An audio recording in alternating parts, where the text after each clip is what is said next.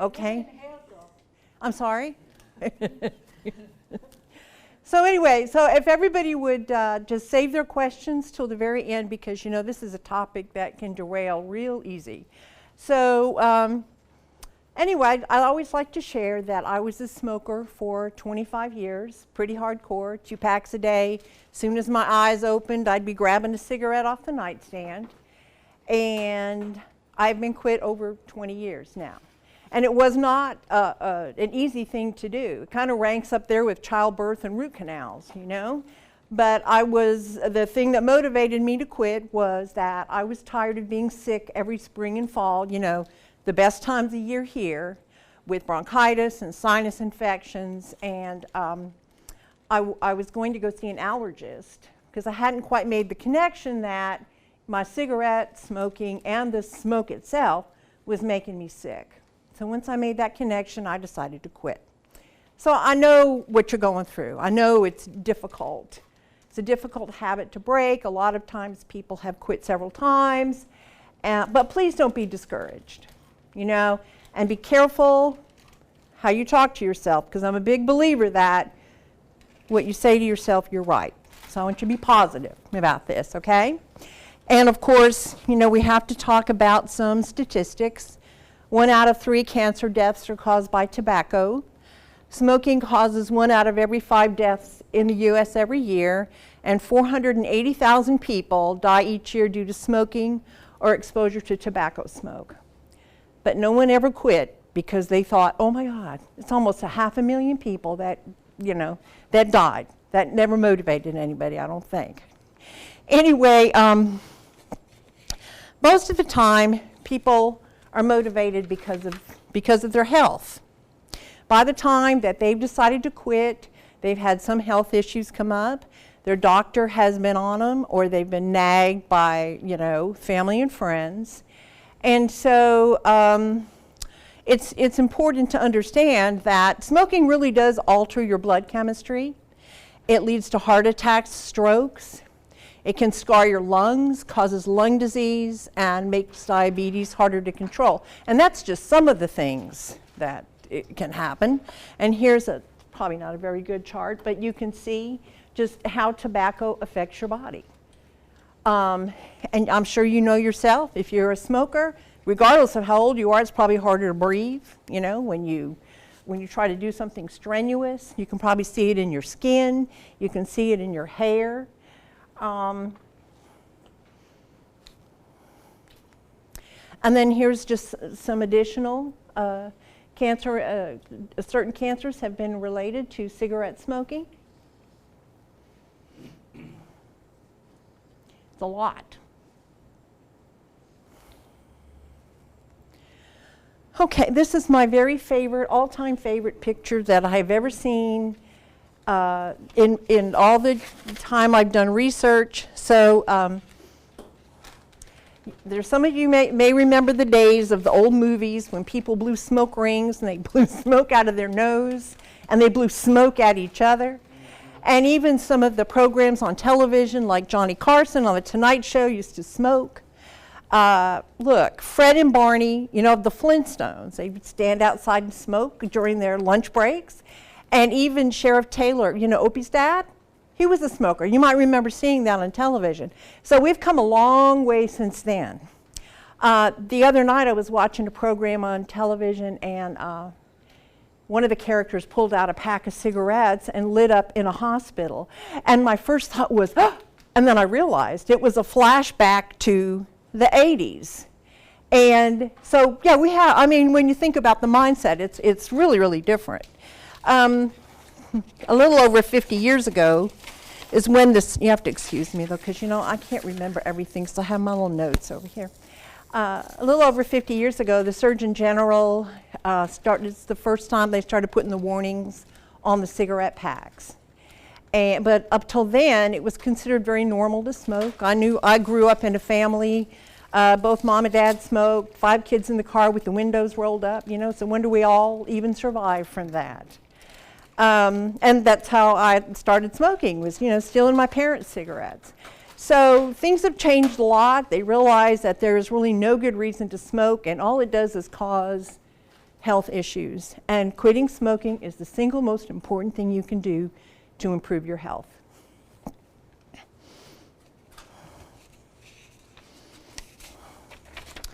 So that brings us to secondhand smoke. And basically, in a nutshell, secondhand smoke is poison. It's 7,000 chemicals in the tobacco smoke. And here's some that may sound familiar: formaldehyde, carbon monoxide, benzene. But to break it down into everyday products, the next time you use fingernail polish remover, the acetone is in your tobacco smoke. You spray for bugs, that's in your tobacco smoke, that's in your cigarette. So, and you know, for a variety of reasons, they use the chemicals to help the paper burn right, so that the filters draw the way they're supposed to draw, and for the nicotine to burn. And they're doing some research as well on third-hand smoke. And third-hand smoke, if you've ever cleaned your windshield, those of you who are smokers, your windshield or your walls, and you see all the residue, that is the third-hand smoke, and it attaches itself to everything. So even if you smoke a cigarette, you walk out of the room, you have left like a trail behind you. And I want you to think about one thing. Think about animals, you know, who might be in those close quarters like that, and how their fur would pick that up. And you know, cats and dogs, they lick themselves, they clean themselves. So animals can get cancer as well, just from licking the residue.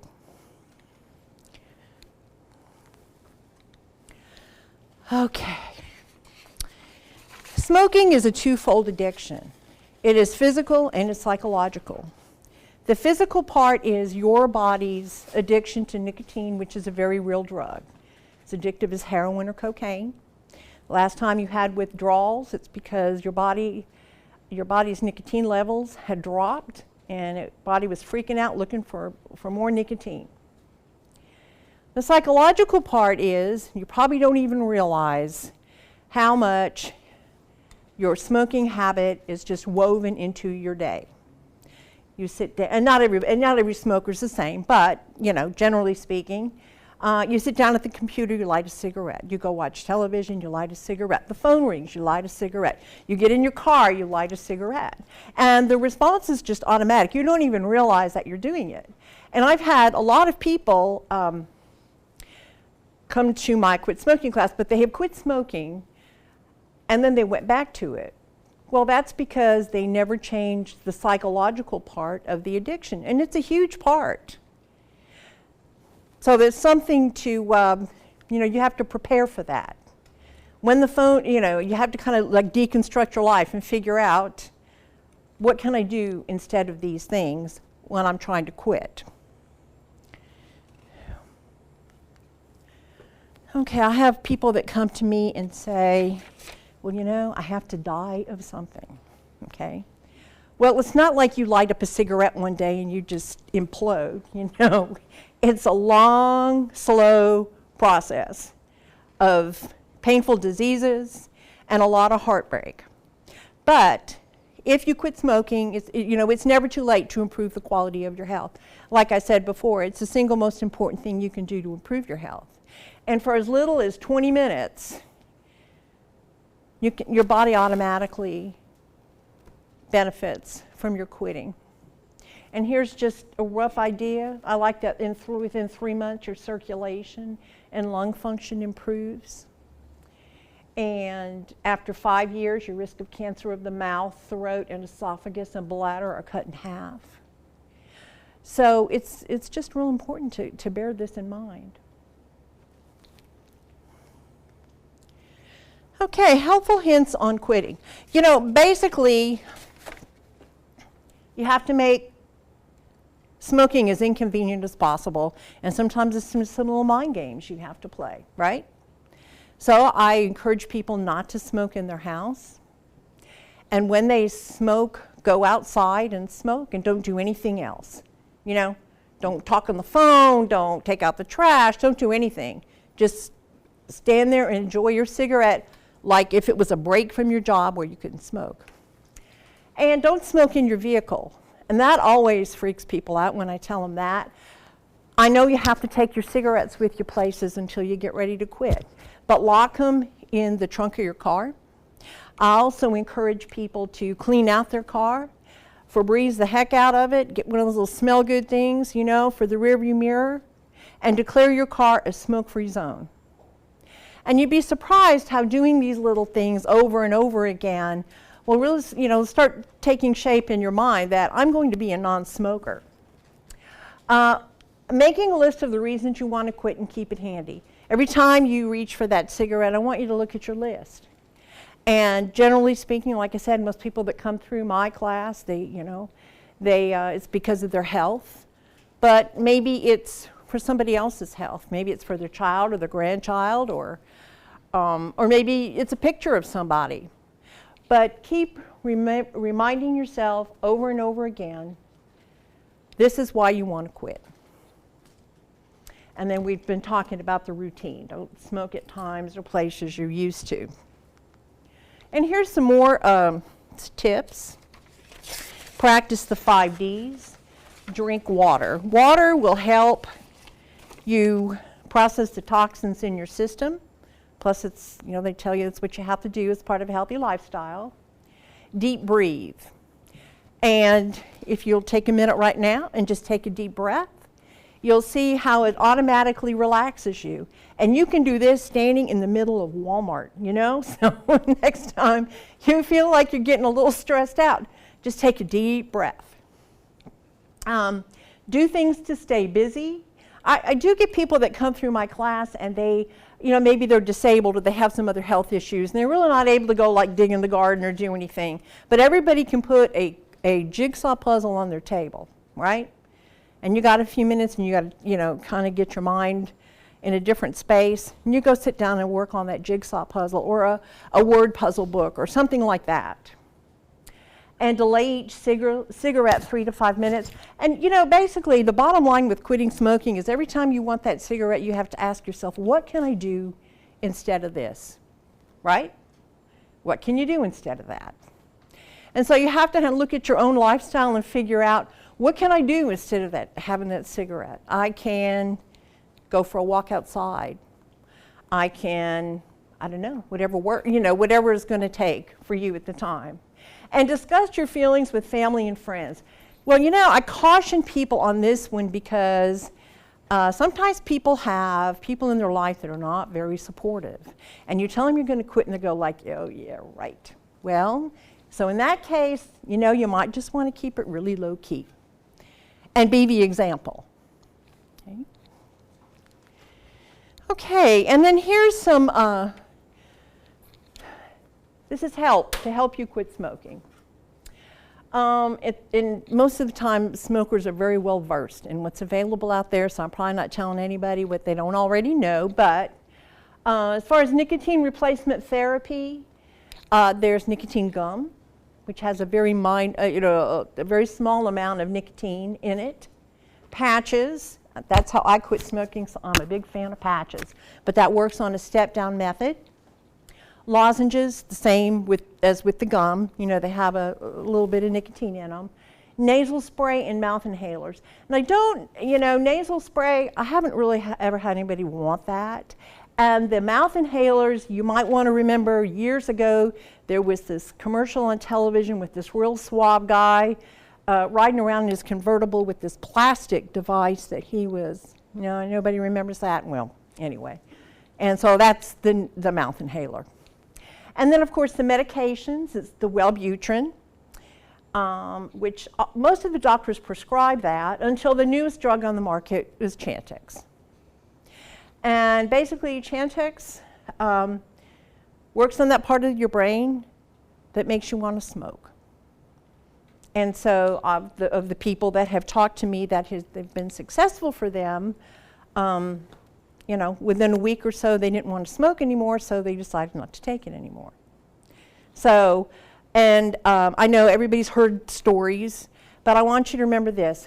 Everybody's reaction to medication is different, okay? So, relapse prevention. Anybody here tried to quit smoking in the past? Right, and so what did it take to get you started again? You bummed a cigarette from a friend, or you just went and took a puff, and then what? Next thing you know, you're at the store buying another pack, right? So I would really encourage you not to take the first puff. And if you do, don't go to the store and buy a pack. Resist the urge. If you have to bum a couple more cigarettes, I'm giving you permission to do that, okay? Just don't, because you'll just give yourself permission to start smoking all over again if you do that, right?